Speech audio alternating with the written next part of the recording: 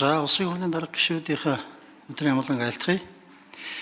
Өнгөрсөн 7 хоногт Тэмүүжин нарын 17 гишүүний санаалсан улсын хурлын тухай хуульд өөрчлөлт оруулах тухай энэ хуулийг бид бас байнгаараар хэлэлцээ. Тэр үед бас их олон талаас нь бид асуулт асууж хариултуудаа авсан. Сая Тэмүүжин гишүүний хариулж байгаа хариулт бол үндсэндээ тэрвийн бас асуултуудад дахин хариулт өгөх байдлаар хувь санаачдын байр суурийг илэрхийлж байна. Их тийм хатуу байр суурьтай одоо бас тодорхой хуулийн зохицуултууд байсныг бид арай өөрөөр бас өөрийнхөө төр ёсны түүх эсвэл одоо байж байгаа улс төрийн практик өнгөрсөн одоо 30 гаруй жилийн практикт ойлгуулсан байдлаар бас хэрэг харж болох юм байна гэсэн ийм одоо хариултууд өгж байгаа шиг байна. Би энийг бол бас одоо мэрэгсэн төвшөнд асуудал хандж байгаа талаас нь талархан хүлээж авч байна. Бид бол энэ ямар ч одоо хуулийн төслийг оруулаад ирэхэд бол талаас нь хилцээд тэрэн дээр бол хуулиа илүү одоо ажилдаг.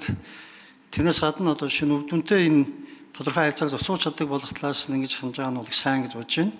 Би яг дахиад өмнө асуусан асуултуудаа тодруулчихъя. Яг олон нийт бол сонсох үүднээс. Яг одоо парламентынхаа спикерийг буюу даргаыг улс төрийн намаас нь одоо төгтгөлзүүлдэг хатуу одоо юм зохицуулалтаа ус бол дэлхийд дээр нэг л байгаа юм билээ. Их Британи, Умар Ирландын нэгдсэн бант улс. Тэгээд эдгээр бол энийг одоо сонгож авсан бас тодорхой түүхэн шалтгаануудтай юм билээ. Тэгэхээр энэ асуудлыг бол та бүхэн бас судалсан байх. Гэхдээ энэ одоо сонголтын цаана бас хязгаарууд байгаа, хязгаарлалтууд байгаа. Сул талууд нь бас байгаа. Энийг та бүхэн бас судалсан бахаа гэж бодож байна. Нэгдүгээр асуулт. Хоёр дахь асуулт бол энийг сонгоогүй шалтгааныг бас та бүхэн бас бидэнд бас тайлбарлаж өгөх ёстой. Дийлэнх улс орнууд бас сонгоогүй. За нэг 3 улс бол саяны Тэмүүжин гишүүний хэлсэнчлэн ийм завсрын одоо зохицуултууд хийсэн ийм зүйл бий. За Германы зохицуулт бол бас ялгаатай зохицуулт бол байлаа. Тэр бол бас байж болох зохицуулт юм шиг байна. Тэр сонгоогүй шалтгаан өөрөөр спикерээ улс төрийн намаас нь өтгөлзүүлдэг шалтгаан юу юм бэ гэдгийг бас та бүхэн судалсан байхаа гэж одоо бодож байна. Энийг та бүхэн бас тайлбарлаж өгөөч гэж байна. Гурав дахь асуулт. Энэ бол спикер бол тэр одоо тухайн улс төрийн намаас гишүүнээр байдаг шалтгааныг бол улс төрийн үйл явцыг илүү үр дүнтэй болгох, за улс төрийн шийдвэрүүдийг хурдан гаргаж одоо тэр нь бол улс төрийн үйл явцыг үр дүнтэй болгох талаас нь давуу талтай гэж үзээд эдгээр бол үргэлжлүүлсэн юм байлээ. Судалгаагаар бол. Тэгэхээр энэ талаас нь та бүхэн бодож байгаа юу? Хэрвээ одоо спикер маань намаасаа тутагчдаг, тэгээд мэдээж хэрэг олон холсон л улс төрийн хүчин юм чинь бодлого явуулахын тулд нэг л ийм одоо хилэлцсэн парламент болчдаг. Тэгээд хууль гардаггүй, бодлого гардаггүй ийм байдал үүсэх хэрэгслүүдийг та бүхэн бас бодж үзсэн үү гэсэн маш тодорхой 3 дахь асуулт байна. 4 дахь асуулт байгаа юм. Хэрвээ одоо чинь их хурлын одоо чинь даргаыг бид улс төрийн намаас нь төлөвлөжүүлчих юм бол үндсэндээ энэ хүний бол улс төрийн дараагийн замнал бол үндсэндээ зогсно гэсэн үг. Хязгаарлагдана гэсэн үг. Тэр энэ нөхцөлд бол Их Британи, Умар Ирландын нэгдсэн банк цусад ямар зохицуулт байдаг вэ гэхээр зэрэг дараагийн сонгуульд тэр хүн одоо орохт нь хэрвээ одоо тойрогт нэр дэвших юм бол ямар ч өрсөлдөгчгүйгээр тэр нь тогтсон улс төрийн соёлтой хууль бол байхгүй. Тэгээд тэр спикерийг дахин одоо чинь сонгох боломжийг олгодог бас ийм практик байгаа. Энэ тогтсон улс төрийн сайн практик, сайн туршлага гэж үздэг юм байна. Энийг өнгөрсөн одоо байнгын хорооны хурал дээр та бид нар бас хэлцэжсэн энэ талаар та бүхэн бас ахиж судалж ажиллаж үзсэн үү гэсэн ийм асуулт байна. Баярлалаа. За Хишиг Дэмбэрлийн Тэмүүжин гишүүн асуултанд хариулъя. За. Үнэхээр одоо хатуу зохицуулттай гэж төвч байр суурийг улс төрийн намаас бие даасан байх байр суурийг хадгалахын тулд намаас нь төтгөлзүүлдэг зохицуулт дэлхийд 2 улсад л байна л да. Англи байна, Япон байна. Хоёулаа парламентыг эзэн хааны дарамт нөлөөлөөс ангид байлгахын тулд нэлээд хатуу тэмцэл түүх хөрнүүлж хэд хэдийн спикерийн баг амь насаар золж иж олж авсан одоо эрхчлөө нь байгаа байхгүй юу? Тийм учраас энэ хоёр улсын түүхийг бол парламентын спикер, парламентын дархлаа гэдэг энэ одоо дэлхийн нийтийн том ололтыг байгуулсан гэж үздэг юм бэл. За аяду зохицуулалттай улс орнууд бол маш их байгаа. Парламентын засал бүхий улс орнууд дотор бол бараг 40-од байна. Аяду зохицуулалттай. Намаас нь төтгөлзүүлэхгүй, намын гишүүнчлэл нь хэлбэрийн төдий үлддэг. Гэхдээ наривчсан тодорхой зохицуултыг хийж өгөөд нөгөө төвч байх, намаас ангид байх гэдэг энэ шаардлага хангаж явдаг улс орнууд бол Европ төр чигээрээ байна, Австрал байна, Шинэ Зеланд байна гэх мэтлэн. За таны болгоомжилж асууж байгаа намын одоо лидер парламентыг удирдахгүй болохоор парламентаас тухайн сонгуулиар ялсан намын бодлого хурдтайгаар шийдвэр болж гарахгүй тийм одоо сул тал байдаг штэ гэж. За энийг сул тал гэж үзэхгүй байна улс орнууд. Парламентод тэртээ олон байгаа нам бол олонхоороо шийдвэрээ гаргана гэдэг бол парламентын зарчим. Харин энэ шийдвэр гаргахаас өмнө цөөхийнхөө байр суурь үгийг сонсох гэдэг бол парламентын хилцүүлгийн өөрийнх нь суур зарчим.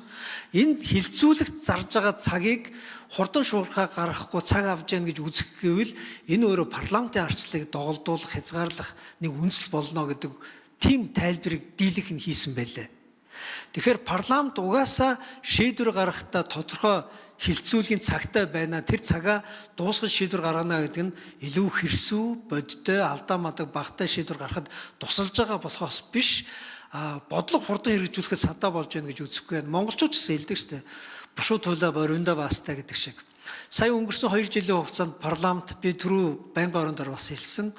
Нэн яралтай гормоор маш олон асуудлыг хилцснээс болоод одоо ард нь ер нь юу гаргачваа гэдгээ бас эргэж ухахад хүртэл хүрж байгаа байхгүй юу? Тэгэхээр ийм алдаа завхарлаас сэргийлэхийн тулд л олон намын төлөөлөхийг парламент байгаа. Ард түмний цөөнхийн ч гэсэн дуу хоолой бас тодорхой хэмжээнд сонсогдож явах хэрэгтэй гэдэг арчлалын зарчим байгаа. Тэгээд сүүлийн 4 дахь асуулт бол үнэхээр нөгөө хатуу зохицуултыг яагаад улс орнууд сонгоогүй вэ гэхээр нөгөө парламентын спикер гэдэг хүний чинь дараагийн улс төр өөрөө бүдгэрдэг учраас тойрог дээр нь буюу дараагийн сонгуул дээр нь баталгаа гаргаж өгөх гэдэг асуудал дээр энэ ч өөрөө арчлалыг одоо жүжиг шиг дефект үүсгэнэ. Тийм учраас ер нь бол намаас нь төдөлзүүлэхээс илүүтэйгээр наривчлсан зохицуултаараа нөгөө төвч байр суурь намын улс төрөөс ангид байх гэдэг хоёр зарчмаа хэрэгжихүүц наривчлалтай зохицуулт хийгээд тэгээд сонгуул болохоор намынхаа үйл ажиллагааны дотор ороод явцдаг тийм тодорхой зохицуулттай байсан зөв байна гэж ихэнх улс орнууд энэ сонголтыг хийсэн юм байлээ. Манайх шиг профессионал сонгуулийн элемент байгаа улс орнд бол энэ бүр хэлбэрх нь болох байх. Ер нь бол. Тэгээ бид бол нэг зүйлийг бас их тодорхой болгох ёстой. Парламентын спикер шиг буюу төвч байж чадсан бол аль ч нам нь бас нэг тийм парламентын спикертэй хүндэтэлтэй ханддаг соёл руу орох ёстой.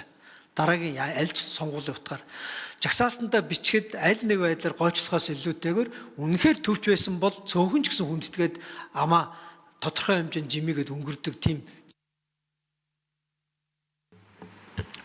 За сархтын зүлбгаар гişмэ тодруулъя.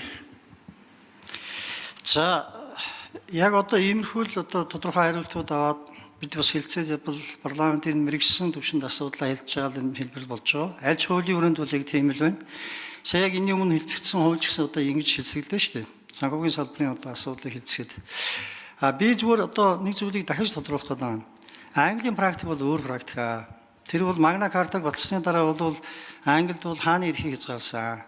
Тэрний дараа парламент бий болсон. Тэгээ парламент хаан хоёрын хоорондын харилцааг илүү одоо чинь холбож хүүднээс хаан бас дур зоргон шийдвэр гаргаад ирсэн юм л да. Энэ үүднээс бол парламентын спикерийг бусдын намаас төтгөлзүүлээд тэгээд энэ харилцааг хийх боломжийг олгочихсон.